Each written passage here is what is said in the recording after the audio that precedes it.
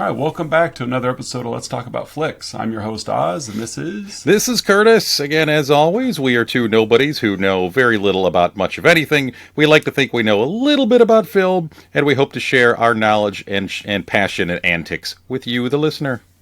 So again, welcome back for another week. Hopefully you stick with us as we're venturing out in the podcast foray. Last week we kicked off our show with our first episode of our 80s Carpenter block.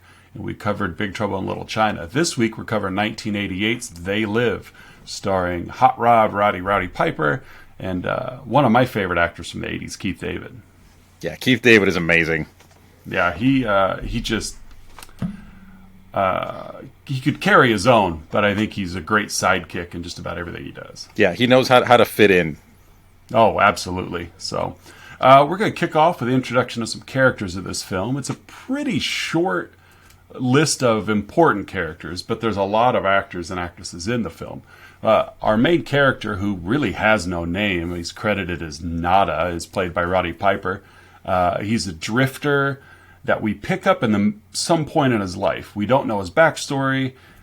We find out his future story a little bit, unfortunately, but he just kind of shows up. And what is this? Just an American city? What city would you call this? I think this is L.A. or it's supposed to be. I got L.A. vibes as well. Yeah, I think L.A. is how I frame it, especially just given the kind of the plot and the overtones of the movie. Yeah, the attention to media and things of that nature.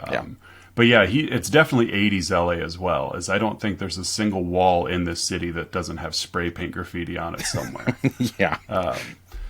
And so we see Nada for quite a while. We'll get into plot here a little bit, but eventually he meets up with our secondary character, Keith David, who plays Frank. Frank is, we meet him on a construction site. We find out that he's got a wife and kids back in Detroit, and he's just here looking for money and for work. So we're setting the tone early of a kind of what feels like a class war / destitute America, where if you've got a Detroit man that is a laborer and he can't find work in Detroit, he's got to go all the way out to LA to find a job. Things are pretty rough in America. Yeah, he's had to make the trip. He's looking out for his family. He just wants to get paid. He doesn't want to get into any other shenanigans or anything else that could get in the way of him supporting his family. Which is absolutely admirable, but at the same time, you get the vibe early on that Nada is even more passive than Frank is. Mm-hmm. Frank's looking for a paycheck to care for his family, so he has a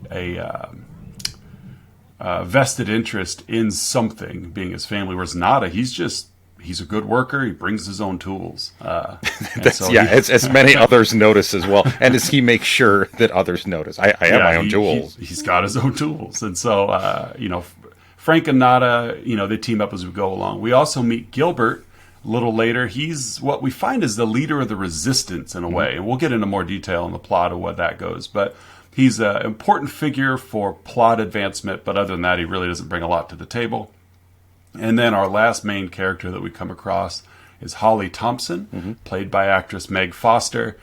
We find out she's the assistant program director at Cable 54, which shows up as we go along. So, any other characters you want to mention, Curtis? That's really about it. I mean, there's the blind preacher. Oh yeah, but there's not a lot of just individual characters that you follow. It's very much a plot and just kind of setting kind of film, as well Absolutely. As the themes. I would probably argue the themes are really the main character in the movie. Yeah, I could agree with that 100%, that when it comes to characters, I mean, even of our four characters, there's no development. They don't grow at all. They're just... They find themselves in this situation, and they're static in that who they are a little bit. We see a little bit of change in one particular character that we'll get to, but other than that, they're just in this moment, and the moment's not long enough really for plot development. Yeah, kind of like we discussed last week with Big Trouble in Little China. The events that unfolded during that film really only spanned a couple of days. So it's not like somebody's character can grow tremendously in a 48 to 72 hour window. And that's pretty much the same here as well. Not a lot of time on the calendar changes. So really not a lot of time for these characters to develop either. Yeah, and again, the characters are really just there to kind of be a vehicle for the themes of the film, which really are the star. So, Oz, how does this film get started?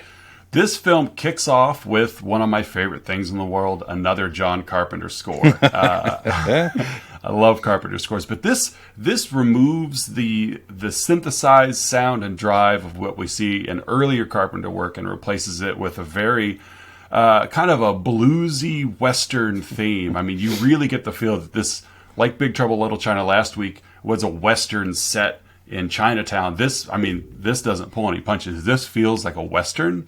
And right from the get-go with our harmonica, and it just, there's a lot of, it just gives that real, and the look too is, the first few minutes of the movie is Nada crosses these train tracks, and then you see the city in the distance, and he's just a lot of these wide angle shots of him in the middle, and he's just walking. I could see Cary Grant walking down a dirt road in the middle of town, just kind of that feel. Yeah. He's a drifter. He's drifting literally in some ways within those wide angle shots. He is the tumbleweed that would occur in a Western film. Mm-hmm.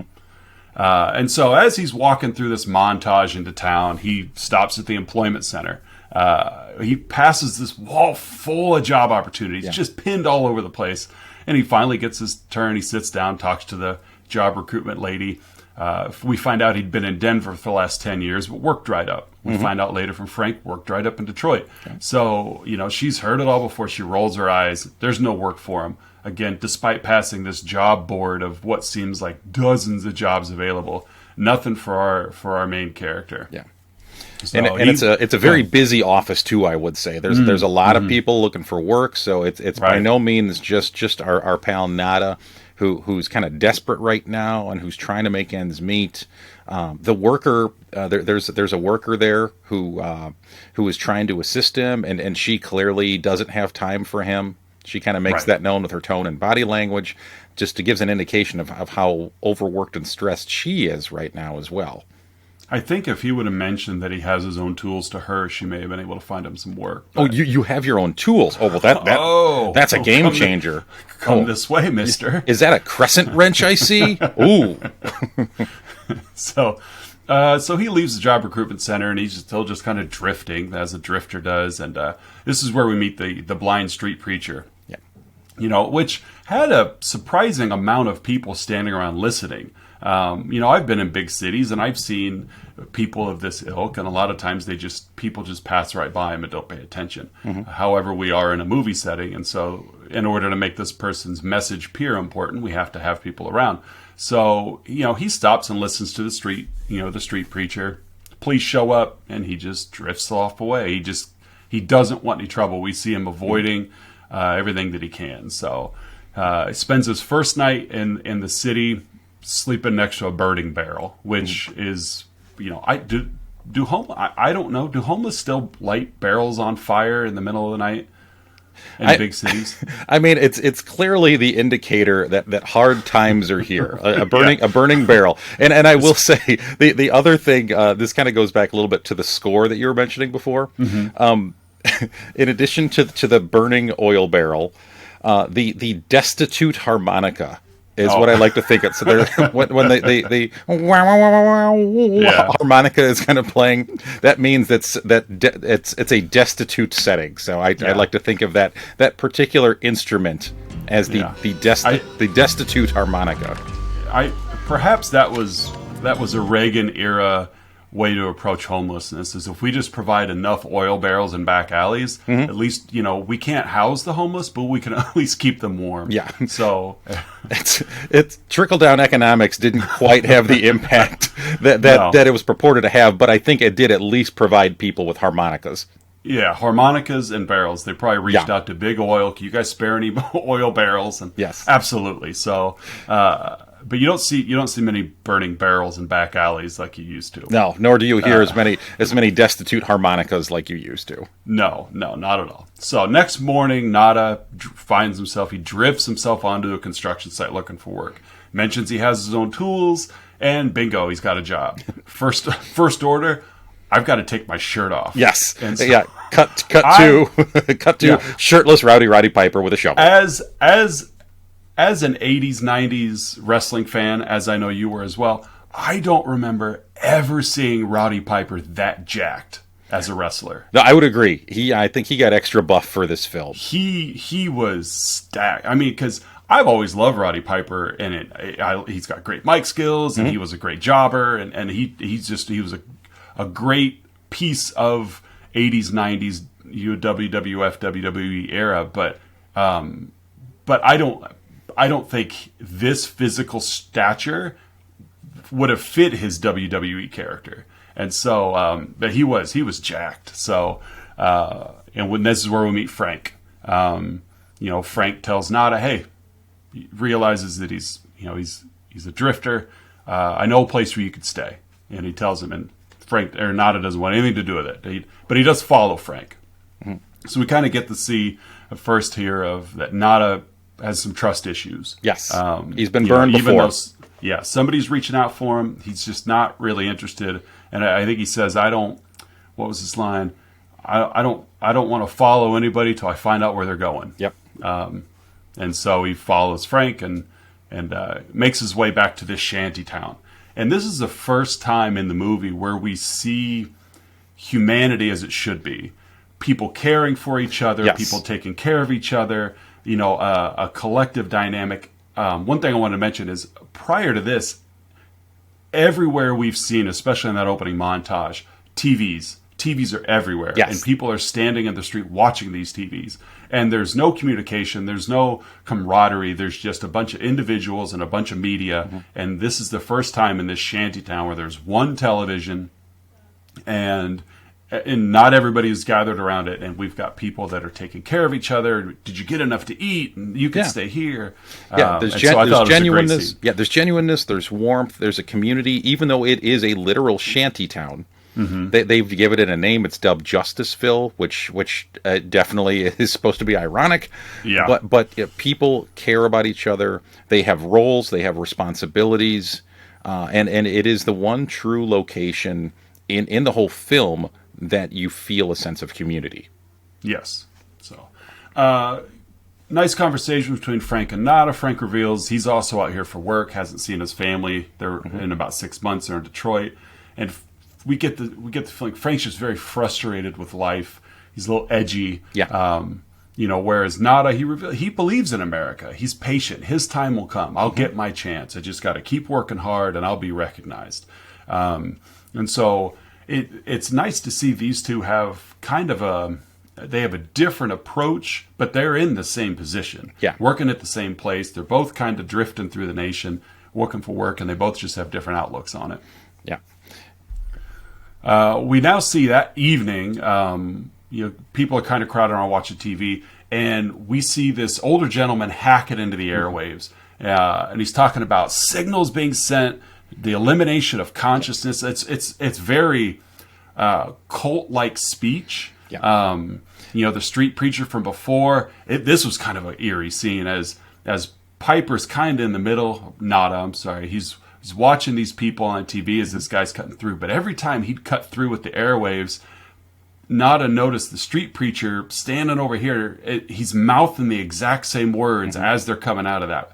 And when it would crackle and cut out, he'd stop. And it was really weird because that for him to be talking about these airwaves or these signals are being sent to them, like it actually looked like the signals are being sent because the preacher was echoing everything that he was saying. Yeah, and some of the things that this hacker was spouting, the poor and underclass are growing, racial justice and human rights are non-existent. They've created a repressive society, and we are their unwitting accomplices. Keep us asleep, keep us selfish, keep us sedated. Yeah. So, and by the way, we are talking about a movie from 1988. Yes. This is not something that just came out over the last couple of years. Paying attention to any news, well, not any news cycle, because there's certain news cycles that'll kind of try to cover this up, but it's very accurate to today's times as well. It echoes very true with today's political climate. not to get overtly political in this fun and goofy podcast, but again, you definitely see parallels.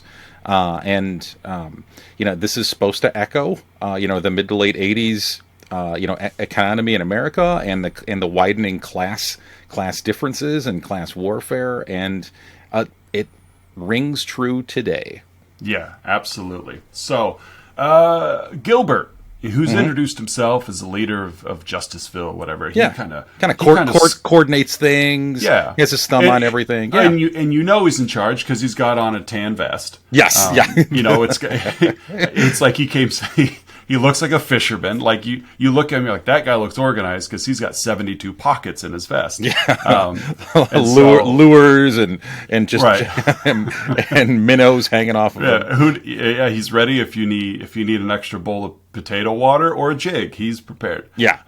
And so he kind of ushers the blind street preacher off into the church. So not as paying attention to all this. Next morning he confronts Gilbert about it and tells us what's going on.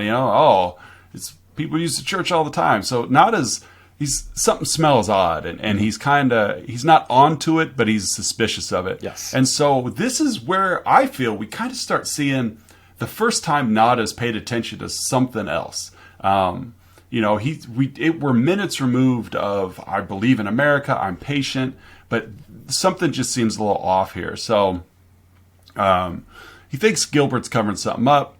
Hackers breaking through again in the morning, and his broadcasts seem to be giving people headaches as well. Yeah. So and then Nada sees Gilbert head back over to the church. So Nada's going to go investigate. So take it from here. What happens? Yeah, he takes a look. He's poking around in the church. He notices satellite equipment. He notices lab equipment. Like, this is clearly not a church. This is clearly not functioning in the way that you would think a church would. Right. All the choir music is recorded. Yes. Yeah. There's an audio recording. So to someone who's passing by in the street, it sounds like people are attending a church service and singing along. There's a helicopter circling overhead very suspiciously that Nada takes note of. Yeah. The night before, now, and it looks like a media helicopter, but it is. It's flying around a lot. So, Nada continues kind of spying, talks to Frank about it. Frank says, leave it alone. Man, mind your own business. Just leave it alone. Yeah, he's not interested in getting involved with anything but getting money back to his family. Yeah. So this is the first time we see the sunglasses. Yes. Yeah.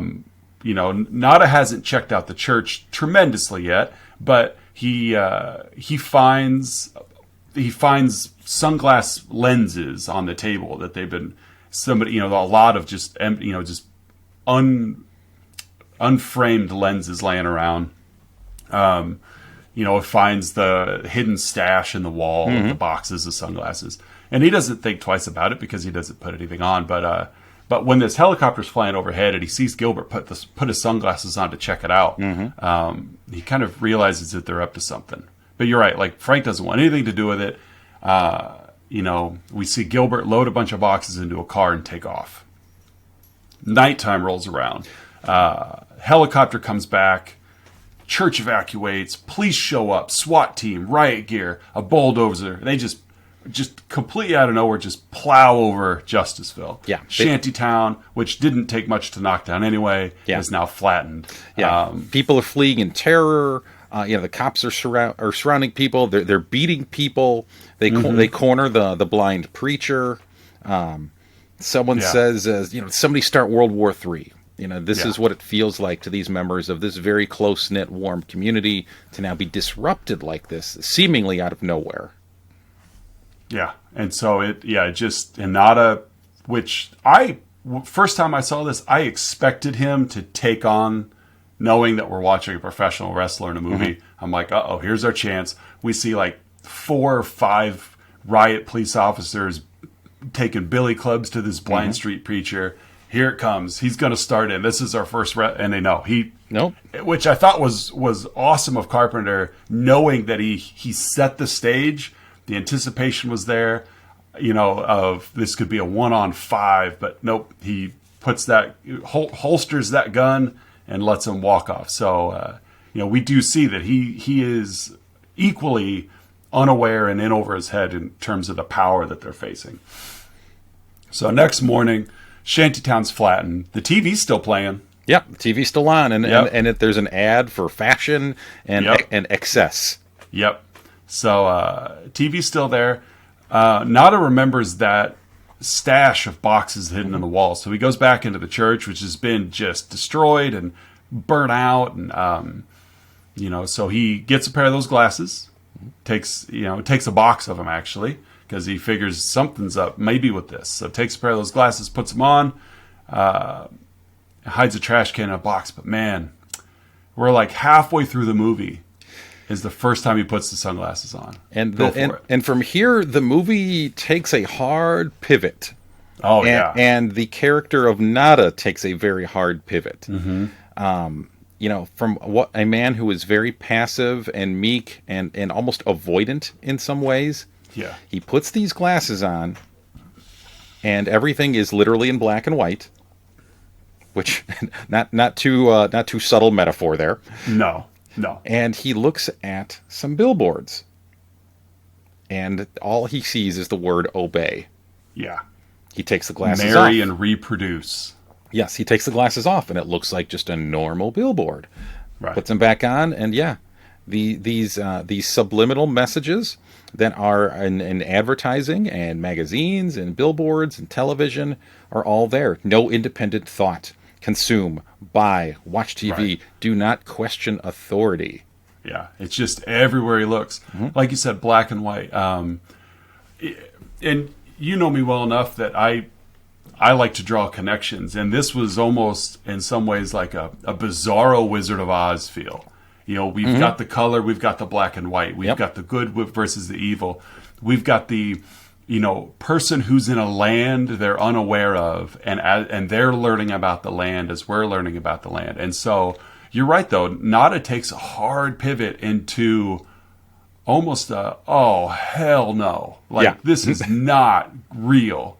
And one could imagine, you put something like those glasses on and you start seeing these things, how you would react to something like that. Oh yeah, like it's crazy. Just So he goes up to, he's beside himself. Yeah. So he goes up to a magazine stand, and again, wall to wall, just black and white. These join the herd mentality phrases written everywhere. And so this is where he sees his first creature. Yes. It's a well-dressed, well-to-do, affluent man that looks like a Martian from Mars Attacks knockoff. Yes. Just greasy and oozy and slimy, but not like amphibious, just skinless. Yeah, very large eyeballs. Yes. Very almost kind of skeletal facial features. Yeah. And we realize quickly that this guy doesn't realize he sees him for who he truly is. And so, what's your problem? Yeah, what's your problem? Yeah, and because he's just beside himself, he just takes his glasses off. He looks like a crazy man, but he realizes he is a crazy man. Like, there's no way this is happening. So now he starts realizing these things are everywhere, and this is where the movie really starts to get fun and ramp up. It sets the stage. We've got great setup, this Western and harmonicas, and now it's like, okay, now.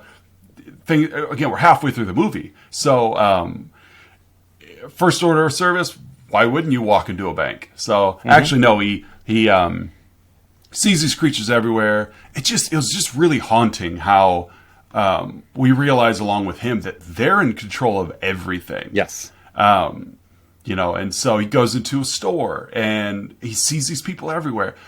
One thing that threw me off a little bit, and it's not worth like a 3, 2, 1 or anything, is why are these creatures consuming? If they're the top, why are they they don't need to read the magazines. They know what's in the magazine. You know, it's like, why are they consuming?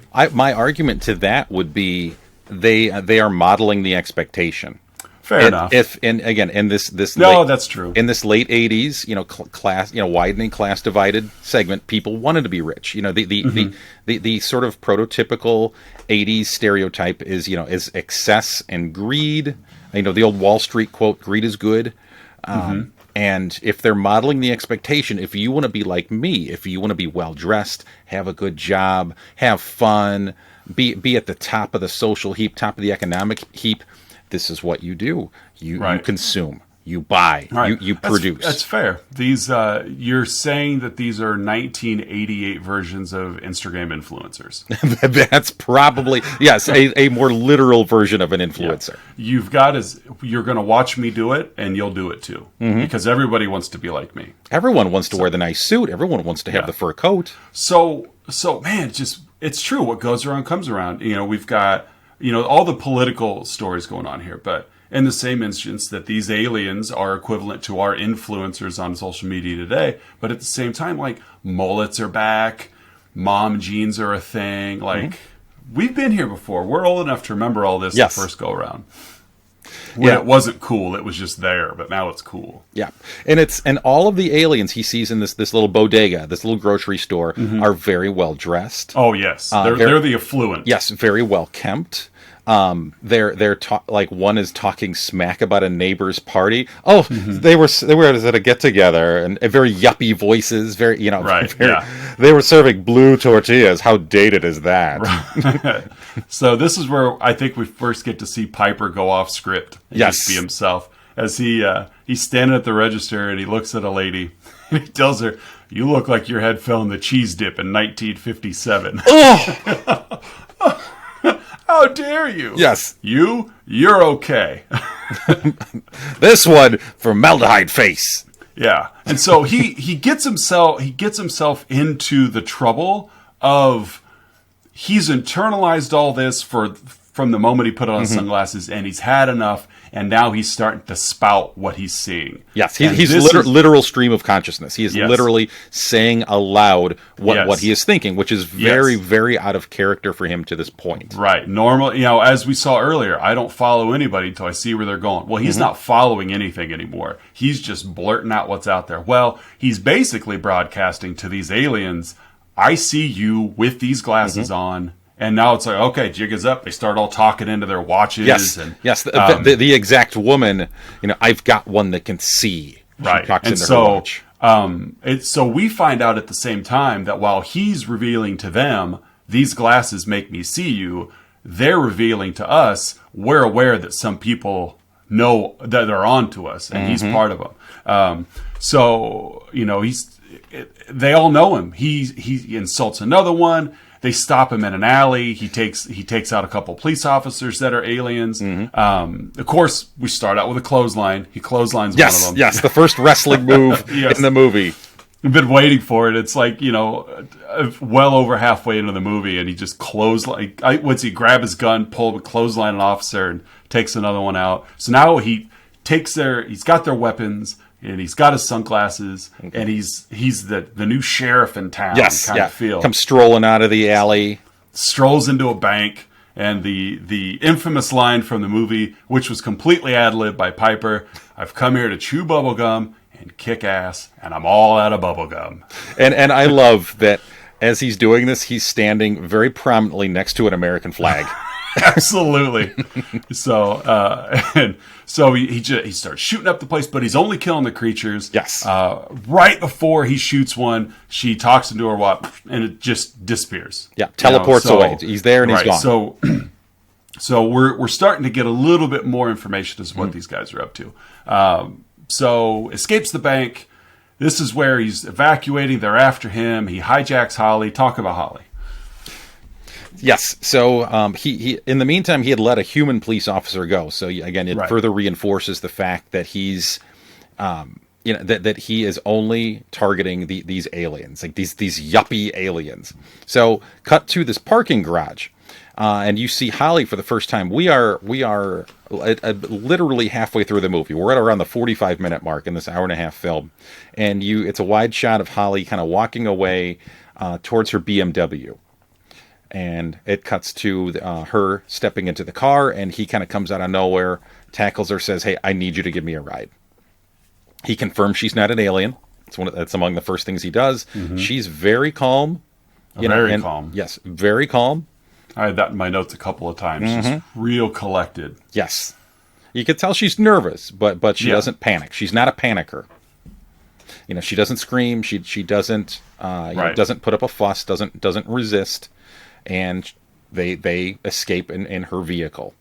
Mm-hmm. And he insists to take him back to her house to kind of lay low and hide out in the meantime. So they're back at her place. Mm-hmm. Go ahead.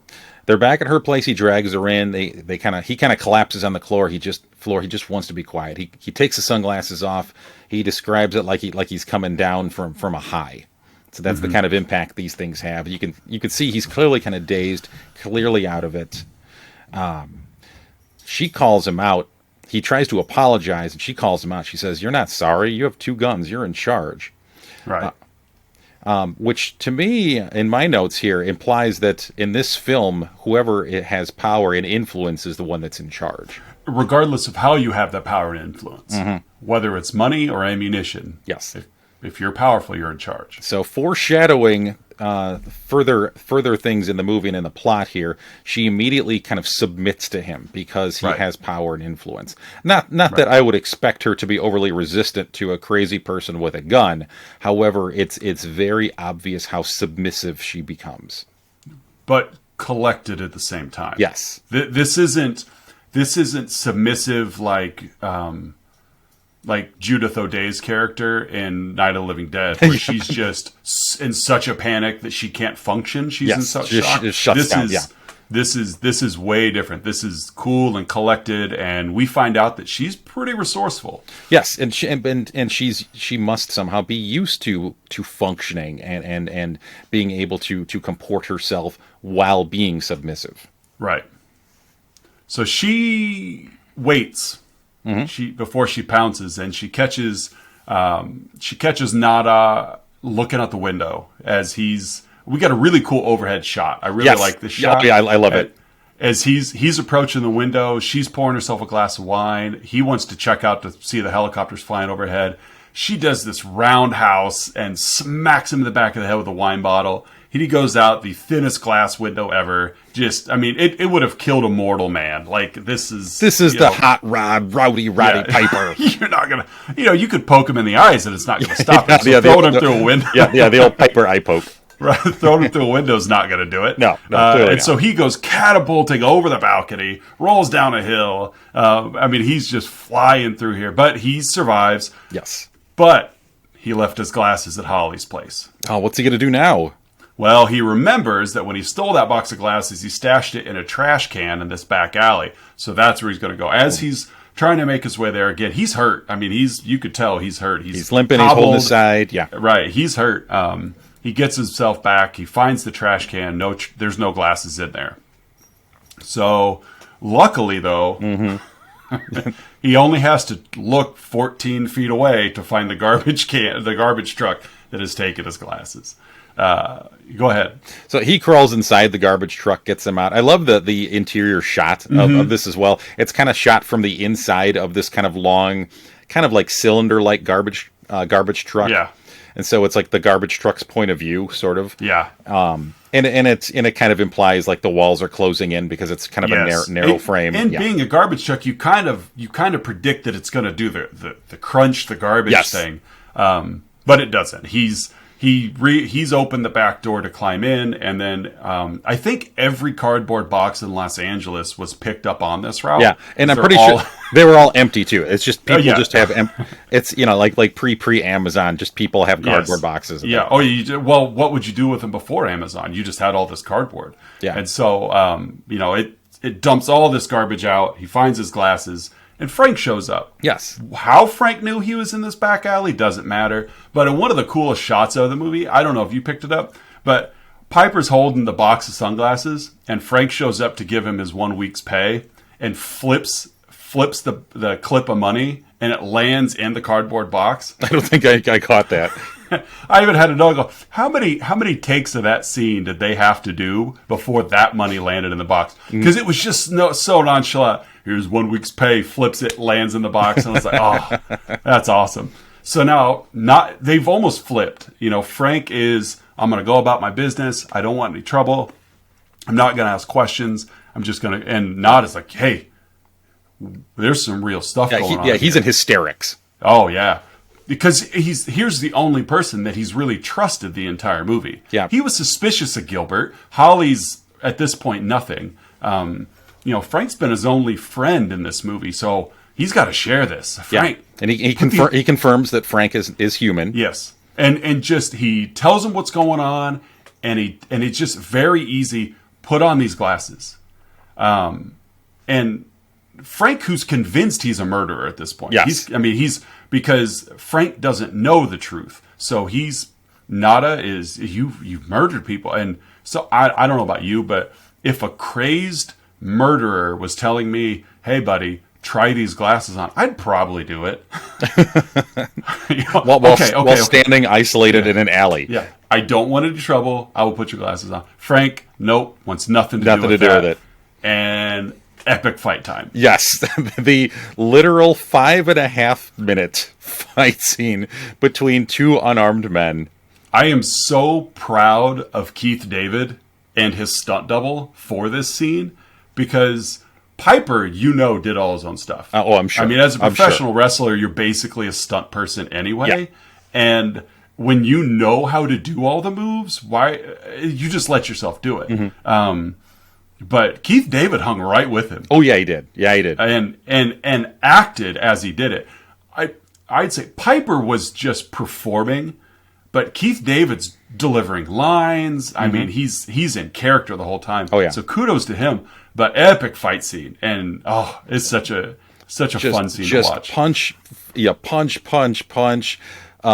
Not one but two suplexes. Oh yeah. And these guys, they're hurting. You can tell that these guys are hurting physically just based on the amount of work that they're having to do for this scene. Yes. At one point, Frank tries to step on the sunglasses and not is able to kind of knock his foot out of the way, because he's got to protect those sunglasses. Yeah. Oh yeah.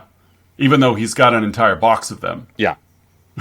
But because I was wondering, because on the garbage truck he only pulls one pair of glasses out, but then he's got all these other glasses, that he gives to Frank anyway. Mm-hmm.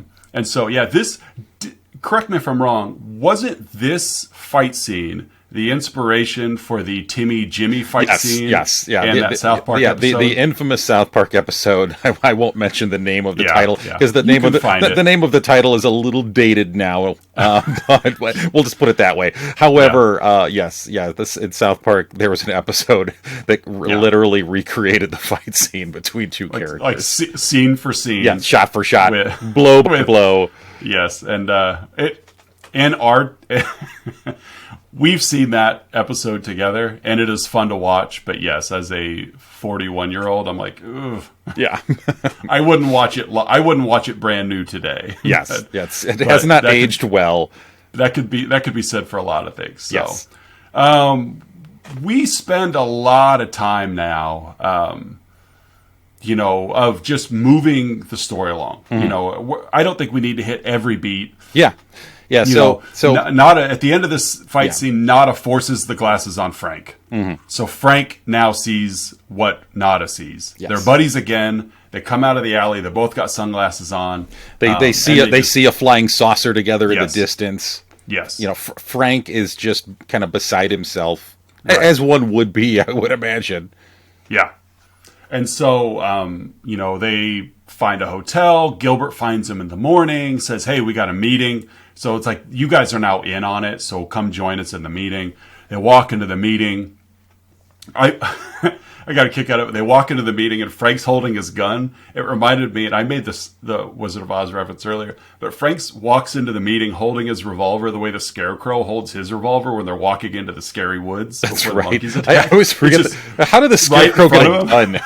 Yeah, but it's like he's shaking and he's scared. And so, we find out, Gilbert's dropping some social commentary about what's really going on. Yeah. Humans are selling out to be rich. They're helping the aliens. To these aliens, Earth is a third world planet.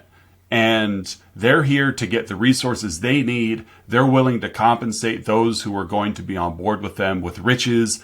But at the same time, they're never going to be on top. The aliens are always on top. They're just going to rise up the human chain of wealth. But they're always still going to be working for someone. Yes. And so, so Gilbert drops that. We find out who shows up at the meeting. Holly shows up. Yeah, really. It surprised me as well. I'll get to it in the 3, 2, 1s later. But, Holly shows up and she's still as wooden as ever. And so she and Nada quickly reconcile their issue. He gives her kind of an approving, like, yeah, you're here. And she's like, I didn't know the truth at the time. As they're standing there talking, what happens? SWAT moves in, and this group gets annihilated. Right. Not before we find out that they no longer have to wear their sunglasses because they have contact lenses. We've invented contact lenses that do the same thing. Yeah, they've got a contract with Pearl Vision. Yeah, so, which, I don't know, mildly irritated me because I'm like, these guys look so cool in their sunglasses, but whatever. So I don't know how Holly survived that blast. It was right next to her. And how anybody even survived that attack because it was completely out of nowhere, guns blazing from the start. Yeah. We see important people die. The blonde lady who's serving food earlier is gunned down, and Gilbert's gunned down. And we're down to Holly, Nada, and Frank. Well, Nada and Frank, because we don't know where Holly's at this point. So, yeah, Holly slips off. Yes. Our heroes escape. Go ahead. They end up with one of the wristwatches, and they get cornered in an alley, and take out several aliens. But running low on ammo, and they hedge their bets, and they jump through this portal that this wristwatch creates, and they end up in a tunnel underneath the city. Yes. And so they're under and it's just miles long tunnels. I mean, it's a really cool set piece because if they used matte paintings to show the depth, they hid the seams well because these tunnels look legit, like they go on forever. So because they're in these tunnels, though, and they now have on contact lenses, everybody that sees them assumes they've switched sides. They're now part of us. Yeah. And so these two wisely play that up for a while. They find themselves at a banquet. Talk about the banquet. Yeah, they walk into this banquet, and there's, again, just very rich, well-to-do people everywhere. They're all aliens. A man's voice is you hear saying, we that project that by 2025, not only will America, but the entire planet will be under the protection and the dominion of this alliance. Yeah. So the gains have been substantial for ourselves and for you, the human power elite. Indicating that there a lot of golf clapping going on. There are humans actively working and conspiring with these aliens. Yes. And we find out as somebody comes up behind Frank and Nada that one of those guys who switched sides was the gravelly voiced guy that was at Justiceville, that was watching the TV all the time. Yep. Which, you flip it back and it shouldn't surprise you because this guy, when he was watching TV, was the most irritated when the feed would break up. Yeah. He was the one that wanted to watch the fashion shows and the commercials, and he'd get irritated when the signal would split and they'd hear the truth. When he could no longer see you guys switch sides. When he could no longer project himself into the excess by watching TV. Yeah. And so he switched sides, and I'm going to give you boys the grand tour. Yeah, and in his best kind of like Texan oil tycoon voice. Oh, very much so, yeah. Yeah, here we are, boys. And so they go on the tour with him, and this is where all the magic happens. It's the broadcast booth, and no one's allowed in there or whatever. And then this is when Frank and Nada are like, okay, this is where we need to break things up.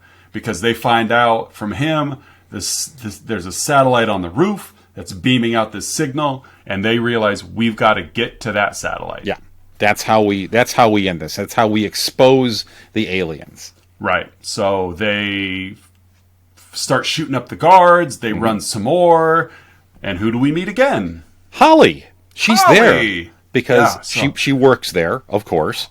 And when I get blown to bits after a resistance meeting, I make sure I save face and go right back to work. Mm-hmm.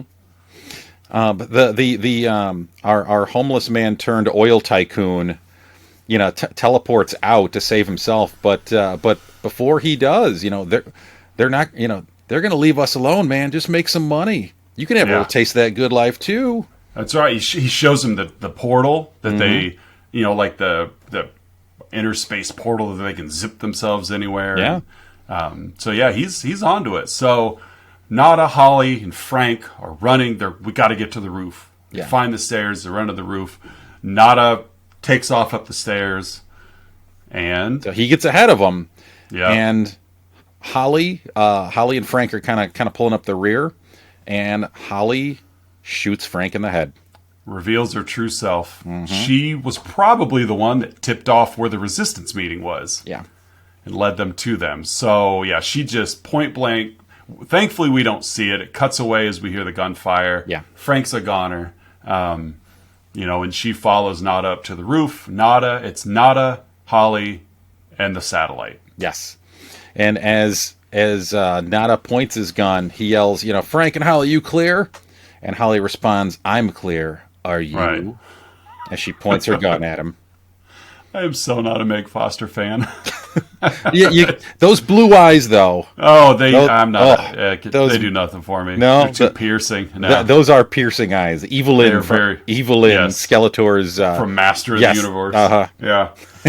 And it just so happened that there was an episode of ER that Jenny was watching the other day, and Meg Foster was on there. And I was like, oh, I just can't get away from Meg Foster. So we wrap up as we're supposed to wrap up. Mm-hmm. Nada destroys the satellite. He shoots Holly. Shoots Holly, destroys the satellite. He gets gunned down, but mission accomplished. Yes. Because we started this movie. I mean, okay, let's not kid ourselves. He's never given a name in the movie. Mm-hmm. We refer to him as Nada because that's what IMDb refers to him as. I didn't stick around to see if his name was actually that in the credits. Well, I think it was based on a story, on a short story, and I think in the short story his name was Nada. Okay, so he is a nobody.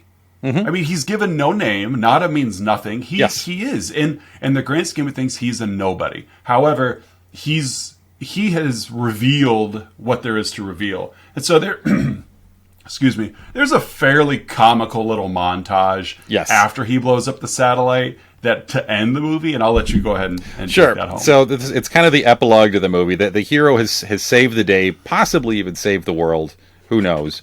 But then it cuts back to these TV anchors who are in the studio, and they're talking about the Oscar winners and how to buy a sailboat, but they appear as alien. Right. And then we cut to a bar where there's a bunch of patrons watching the TV there, and there's kind of a Siskel and Ebert-esque critics talking about how sex and violence have gone too far. Filmmakers like George Romero and John Carpenter have to show some restraint. And it reveals that there's a yuppie, very well dressed, the only man in a suit person sitting in this bar with a drink, and everyone kind of turns and just kind of looks at him because, this person is clearly not human. And even though this is a Carpenter film, it's no mistake that they used Romero and Carpenter as a reference, as both of them are, in hindsight, well, even at the time, I mean, they're masters at the social commentary. Yes. And so for those two directors' names to be dropped, even though Carpenter, yes, dropped his own name in his own movie, it was tongue-in-cheek, self-aware of... Very tongue-in-cheek. You dig a little bit deeper than the surface, and you're going to learn something here. Yeah. And then the final scene of the movie... The final scene of a movie, it cuts to a bedroom, and you hear, and you initially, the camera is on the TV itself. You hear a deep-voiced man go over, it's a car commercial. You're feeling that V6 power as you take control. Cuts to a topless woman having sex over her shoulder. Very bored. Yes. She's watching television while she's doing it. Over her shoulder, you see a poster that now all it says is marry and reproduce, because as the audience, you can now see what everyone sees. And the last shot of the movie cuts to the person she is having sex with, revealed to be an alien. Yeah. And she gasps, and he says, "Hey, what's wrong, baby?" cut to credits. Cut to end. Roll cut to credits. So it really was, outside of just the viewer's fun, it really was about the only fun scene in the movie. Yes, that was comical. Everything else was taken very serious, overtly comical. Yes. Yeah, everything else is taken very seriously. So, but that's it. They live. Rowdy Piper, in reading the IMDb trivia, quit the WWF to make this movie. Vince McMahon didn't want him to do two things. No, I will find you a movie that will pay you the same amount. And Piper was like, "No, I'm out." And it surprised Carpenter. He's like, "No, Vince McMahon's a control freak." So Piper was, "I will quit." The movie debuted at #1 as well. Like that, I'd read that really surprised Carpenter that this movie was the #1 movie at the box office the weekend it came out. And it could be said he's definitely built up his creditation by 1988, but at the same time, this movie is not for everyone. Just like Big Trouble in Little China is not for everyone, and so it really is. I think it's a cool statement to moviegoers that, hey, we're going to go watch this because it's been marketed well, or maybe they're just Piper was at the top of his game in '88, but. But it did really well. A movie that has also, I would say, grown legs as it has aged. It's aged very well. As we started off by saying, a lot of the political and economic and social overtones are still very present today. And so I think it's one of those films that has aged well. As for better and for worse, some things change, some things don't. And absolutely, I think a lot of people have similar feelings and experiences then as now, and can definitely connect with the themes of this film. So absolutely, what rank do you give it? How would you rate this? I would rate this I would give this 8 Ray-Ban sunglasses. Ooh, fair enough. That's my rating. I would give this 3 belly to back suplexes out of 3. Okay, that's a superior rating. While I definitely am not on the side of the subliminal messaging, though, I do. If you haven't realized by now, we're going to spoil this movie. Spoiler alert. Make sure that you obey us and go watch this film, because it's definitely worth a watch. All right, Oz, how about our 3, 2, 1s? 3, 2, 1s. All right, you want to kick it off? Or you want me to start? Oh, again, the 3, 2, 1s. Again, we do three goods, 2 bads, 1 huhs. Yeah. What were they thinking? Oz, why don't you go ahead? All right, my 3 goods. I want to kick off with Piper's acting. Yes, professional wrestling is entertainment, and some of the best of them are the best because of their acting chops as well. And Piper definitely was that in the WWE. He had his own little talk show, Piper's Pit, to where he was okay in the ring. He could carry a wrestling match, but he wasn't a technician. He wasn't a high flyer. He was a brawler. Yes. But it was his mic skills and his improv skills that really set him apart from a lot of the talent in the WWE. The charisma. However, for him to be able to scale down that energy that he has on the wrestling circuit for this role, especially in the first half of the movie, when he wasn't just this, pun intended, he wasn't this cardboard character up until he got to Piper out. I mean, he had visual acting ability as well.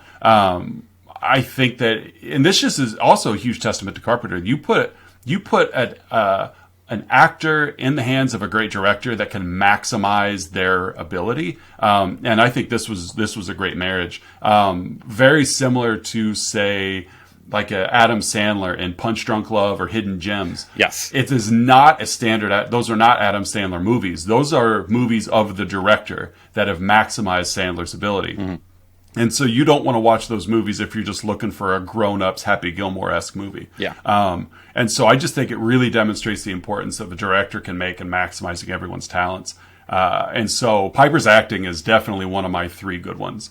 I'm not going to dabble too much on the social commentary, but the social commentary is another one because they've made an excellent sci-fi movie, but underneath the skin, which coincidentally enough, put on some sunglasses and look a little closer, and you're going to realize that there's a lot being said here as well. I really love how Carpenter portrayed the super elite as enablers, as they're not even human. And so yes, they're getting something out of the relationship, but the humans selling out is nothing new. We see it all the time. But it's really cool how even in today's age, you could argue that the mega rich are so far removed from what the average human being needs that they can't even connect. It reminds me, there was Ellen had Bill Gates on several years ago and was quizzing him on the prices of milk or something like that. And the guy had no idea. He couldn't fathom the price of everyday items that normal Americans or normal humans need. And so for Carpenter to play this up as these super elite they're not even human. They look human, but they're not human. They don't operate with human needs. Their priorities are way different. And so I thought that was cool. The social commentary that, these humans are so rich they're not even human anymore. And the pacing. I was a big fan of the pacing. It was a very simple story. It revealed enough background to keep the story moving. Carpenter didn't try to squeeze everything about these aliens into the runtime. We don't know. We didn't find out why they're there. Really, it's just we picked up as a snapshot of these couple of days, much like we did in Big Trouble in Little China. Mm-hmm. Piper had a backstory. We never learned it. Frank had a backstory. We never learned it. We never learned how the resistance came together. We didn't see the aliens come to Earth. Like, all of this stuff was already set in motion. We just came in when nada came in. And I really like movies that capitalize on that they don't try to squeeze 100% of the story into the runtime. They let things breathe a little bit. They open it up. They let things just happen and trust the intelligence of the viewer to draw their own conclusions, connect the dots. I don't need every nuanced piece of a character fleshed out for me. I can draw my own conclusions or make my own decisions. Yeah. So I really like the pacing of this one. So yes, it sped up a little bit at the end, but that's okay because they were kind of racing the clock. Once the aliens knew that they could see them, they were in a battle of time. So I was okay with the increased pacing at the end of the movie. It was necessary, but overall, I was happy. Those are my 3. What are your 3? My 3 goods are, I mentioned a little bit before, I love just the simplicity of in the bank when he walks in. He's kind of fully realized right now. He's carrying this shotgun with him, and he spouts the line, the bubblegum line, and he's standing right next to an American flag. Mm-hmm. So it kind of, to me, it's again just some of the imagery and that commentary. Like, whose America is this? Who does it really belong to? Does it belong to the resistance? Does it belong to the wealthy elite? Does it belong to these usurpers, these aliens?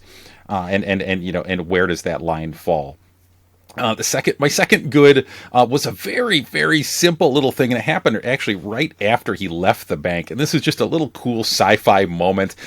He slips out of the back door of the bank, and he comes across this teeny tiny little flying saucer with a camera with a camera attached to it, and it's just this little cool sci-fi moment. And then he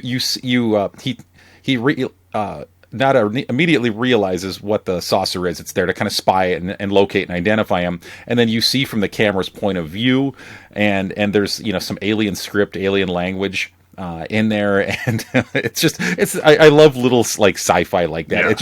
It defined that it's the technological advances that these aliens have. They're not just there; they also have their technology that is seeded into this world as well.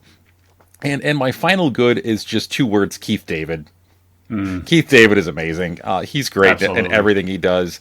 He's one of the best characters, the best actors from The Thing, another Carpenter film from a couple years prior. And Piper holds his own, but he's not a naturally trained actor. He gets by on charisma. But Keith David, he knows what he's doing, and I would argue that he's the one true actor who gives a true actor's performance in this film. Oh, absolutely, I agree with that 100%. Yeah. So, Oz, what are your 2 bads? On the other end of that acting spectrum, Meg Foster. Yeah, I've seen things that she's been in, and I've never been a fan of her acting. She's just, everything I've seen her in, she's just wooden. Her character in this movie just felt very shoehorned in, as at no point she doesn't serve a purpose. Even you could argue, well, how were the police supposed to infiltrate the meeting? They infiltrated the shanty town without her help, and so she doesn't serve any real purpose. Had she not been there at all, I just don't really see how the movie changes. We don't. I mean, you just okay. So the bad guys show up at the meeting and destroy it anyway. I would have believed it. I mean, we're watching a movie where aliens are hitting among us. I can suspend my disbelief enough to be like, oh, well, they found the meeting. They've got helicopters everywhere. So yeah, Meg Foster. Maybe in the source material that character was more useful. I haven't read the short story, but I don't know. There's so many better actresses out there that could have done just as good a job, if not better, and not been so irritating. And her character didn't do anything irritating. She was just so wooden. And we had to convince ourselves, the first scene, oh, she's just very calm and collected. But we're giving her that. But she was just as wooden when she joined the resistance, and she was just as wooden at her switch at the end. She wasn't an alien, but she also was less charismatic than the aliens. She couldn't even fake being human, and she's a human.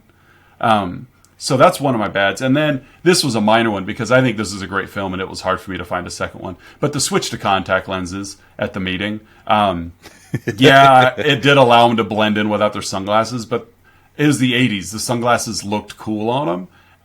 And so, I'll leave them with the sunglasses on. But I understand. Had they kept the sunglasses on, they never would have been taken seriously when they were down in the portal, because they would have had the sunglasses on and been obvious. But, I want to know, what is Bosch and Lomb, are they making those? Where are they getting these sunglasses made? Where are they figuring all that out? It just was that blonde lady was so happy, oh, hey boys, you could try these on now. And it was kind of funny watching those two fake putting contact lenses in right before the camera cut away. Yeah, because they take the lens case and pour the contact lens. That's what I was going to say. It's like they're trying to pour the lenses. So those are my 2 bad. What's yours? I think you and I think we would share the big bad, which is Meg Foster. She was I really think that she gets roles. She gets casted simply because her eyes are so striking. She has one physical defining feature, and okay, well that's cool. You're evil in Masters of the Universe. Okay, yeah. So one of my bads, other than Meg Foster, is it just how much Nada's character changes in that moment when he kind of realizes things. He's incredibly soft spoken and meek and avoidant. Just kind of wants to be in the background, and then he puts the glasses on, and of course I can understand and empathize with his with his response and just how jarring that might be. But it's in addition to just to that bewilderment he's feeling, he's now spouting one-liners.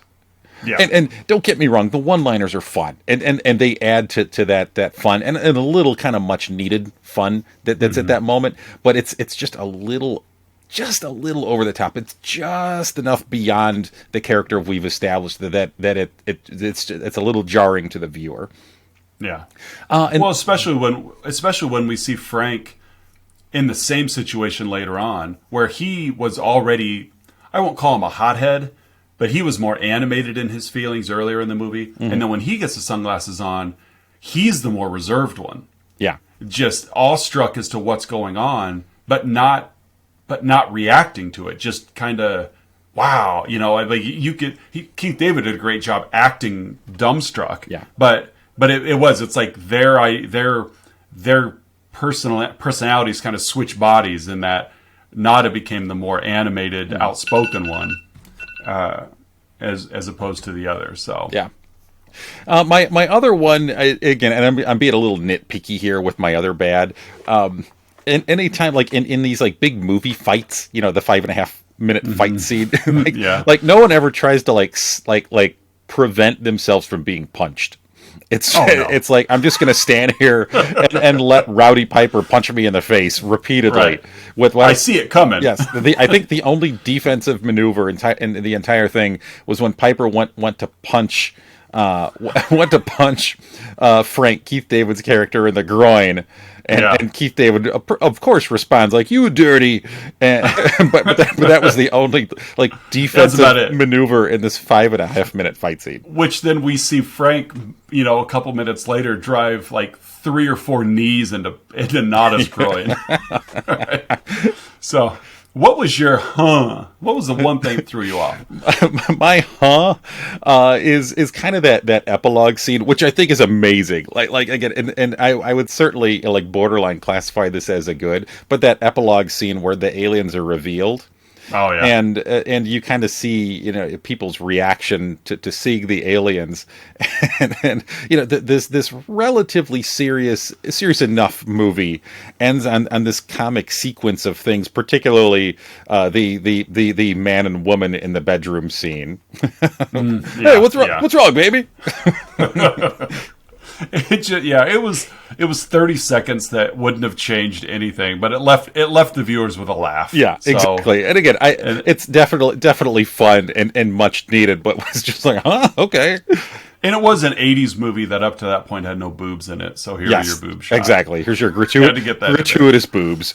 Right. My one was okay, so we do see quite a bit. And probably not much up to this point. When Piper reveals that he could see them, and it happens a lot after that point, how did none of the normal Americans, not the ones that have sold out and bought in, but because I really don't think even the ones that have sold out realize they're with aliens. I don't think that they necessarily could see them.